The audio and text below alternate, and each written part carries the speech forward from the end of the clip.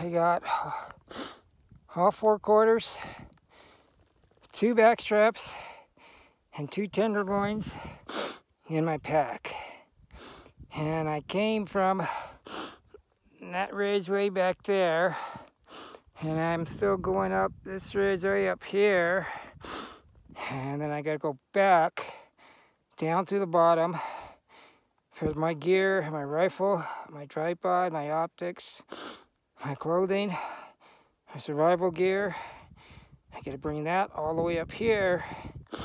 And once I get back to the top of this ridge, I'm still 2 miles from the truck. Holy shit.